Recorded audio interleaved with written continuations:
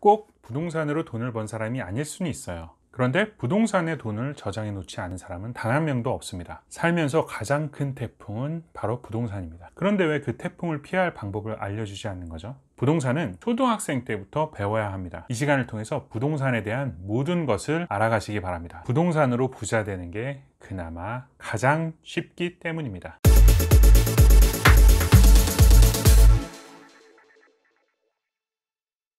안녕하세요, 한동화입니다. 오늘은 화면상으로 좀 진도를 나가 보도록 하겠습니다. 1인 가구나 신혼부부 주택 청약 돌파 전략이란 제목으로 시작해 보겠습니다. 개인적으로는 주택 청약이 무조건적인 장점이 아니라 이것이 다양하게 장기적인 부동산 전략을 세워 나가는 데 있어서 큰 함정이 될 수도 있다고 생각을 하는데, 그래도 일단 청약이란 제도에 대해서 알아야 정확하게 파악이 되기 때문에 오늘은 한번 그 부분을 짚어보려고 합니다. 특히 오늘은 1인 가구나 신혼부부들 청약 가점이 안 돼서 많이 힘든 부분들이 있는데, 그 부분을 돌파해보는 전략을 한번 세워보도록 하겠습니다. 주택 청약에 대해서 이 정도는 알고 가셔야 되겠죠. 그래서 추첨제가 있고 가점제가 있는데, 추첨제 같은 경우는 그냥 뽑기라고 생각하시면 됩니다. 그래서 투기가열지구는 사실상 추첨제가 거의 없고요. 이것은 지금 85제곱미터 이하만 얘기하는 겁니다. 그리고 청약 과열지구 같은 경우는 한 25% 정도 있고, 기타는 40% 있긴 한데, 이거는 거의 없다고 보시면 되는 게, 왜냐면 우리가 주택 청약을 통해서 프리미엄 소득이나 어떤 우리가 소위 말하는 로또 청약이라는 것은 대부분 여기에 몰려 있단 말이죠. 근데 추첨제가 없어요, 지금까지는. 그래서 이쪽으로 갈수록 사실상 미분양도 날 수 있고 경쟁률이 심하지 않기 때문에 거기에 추첨제가 있다는 것은 큰 의미가 없을 수도 있습니다. 그래서 주택 청약은 대부분 가점제죠. 가점제는 점수제라고 생각하시면 되는데, 최대 84점을 목표로 해서 점수를 꾸준히 쌓아 나가시는 전략을 가지시면 되는데, 자, 가점도 간단하게 계산하는 방법을 알려드릴게요. 무주택 기간이 최대 32점입니다. 그래서 무주택 조건을 갖춰주는 시기부터, 일반적으로는 30세 이상이 되겠지만 그 전에 결혼을 한다던가 이렇게 돼서 무주택 조건을 갖추게 되면 그때부터 가산이 되는데, 조건이 될 때부터 매년 2점씩 플러스 된다고 보시면 됩니다. 그래서 기본적으로 1점이고요. 2점씩 돼서 15년, 최대 15년이 되면 32점 받을 수 있겠죠. 그리고 두 번째 가점제가 부양가족, 최대 35점이고요. 1인당 5점을 계산하시면 됩니다. 그래서 본인은 기본적으로 5점을 갖고 있고요. 그래서 최대 6인까지 되겠죠. 부모님 두 분 모시고 있고 자녀 셋을 키운다고 하면 본인을 빼고 나서 6명이니까 다자녀의 배우자의 부모님까지 모시면 최대 점수가 되겠죠. 그래서 최대 6인. 나중에 가점을 계산할 때 본인을 넣느냐 맞느냐 이거 체크하는 란이 있는데, 그것을 유의 깊게 하셔야 됩니다. 왜냐하면 이것을 내가 넣지 말아야 될 때 나를 넣어가지고 가점이 돼가지고 나중에 당첨되고 나서도 떨어지는 경우가 종종 있으니까 그 부분 조심하시고요.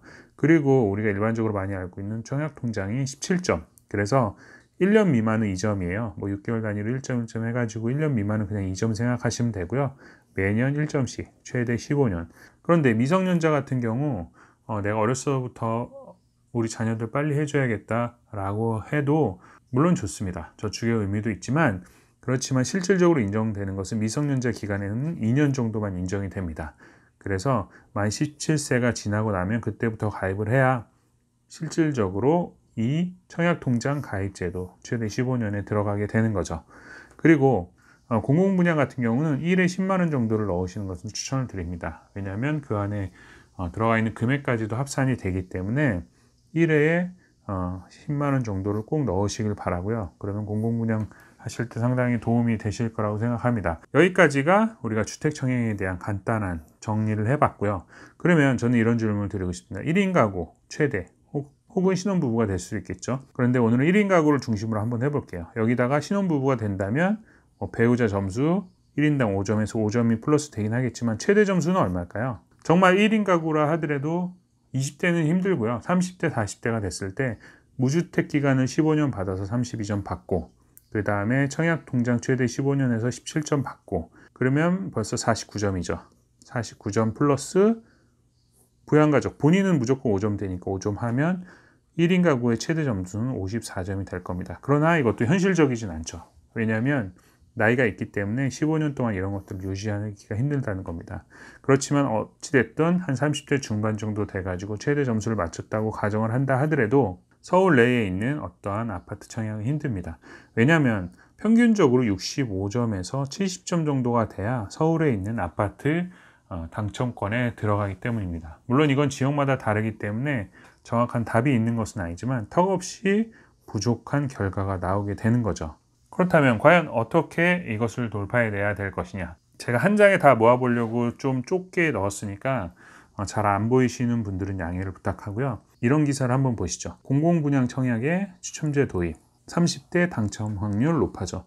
무슨 얘기냐면 앞에서 말씀드렸지만 이 추첨제가 사실상 투기가 우리가 원하는 곳, 꼭 청약을 통해서 프리미엄을 많이 받을 수 있는 곳은 추첨제가 없었는데, 근데 공공분양에서부터 이제 추첨제가 조금씩 늘어나고 있다는 거죠.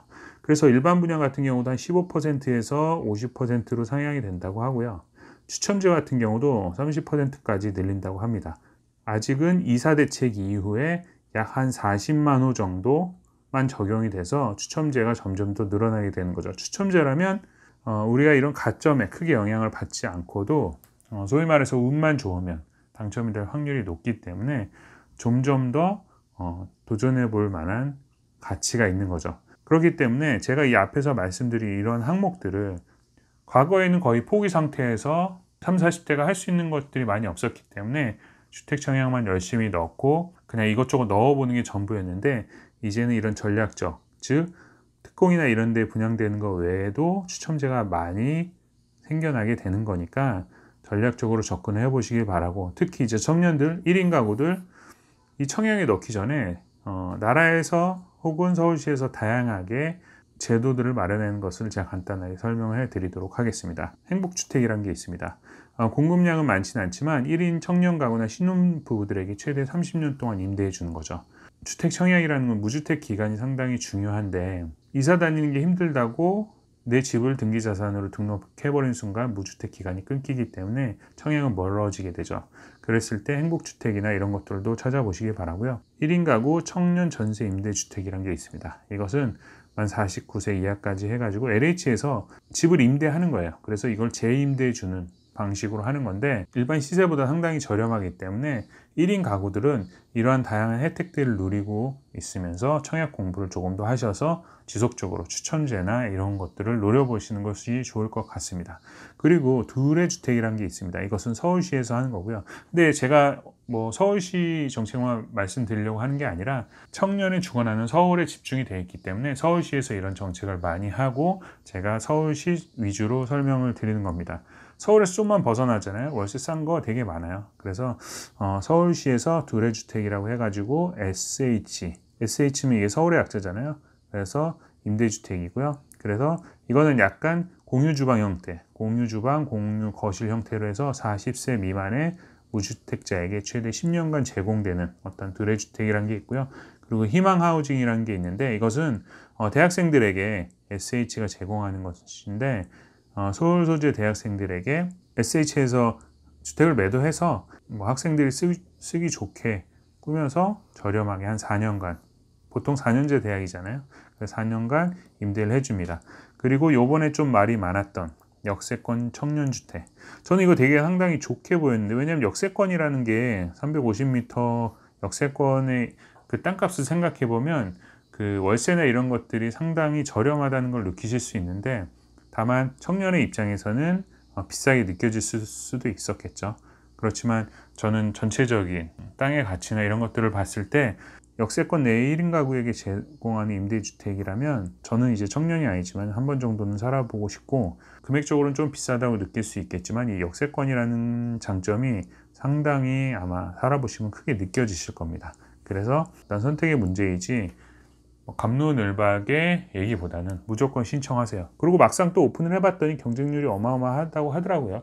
제가 오늘은 1인 가구나 신혼부부들이 주택 청약을 돌파하기 위한 간단한 전략을 한번 세워봤고요. 특히 1인 가구, 열심히 일하기 위해서 서울로 올라온 청년들, 이러한 다양한 혜택들을 누리면서 이 청약을 준비한다면 언젠가는 추첨제의 범위도 지금 넓어지는 추세고요. 서울이나 수도권 내에 다양한 혜택들을 요소 공부하시면 내 집 마련의 꿈도 머지 않을 것이라고 생각이 듭니다. 도움이 되셨으면 좋겠고요. 다음에 찾아뵙도록 하겠습니다. 감사합니다.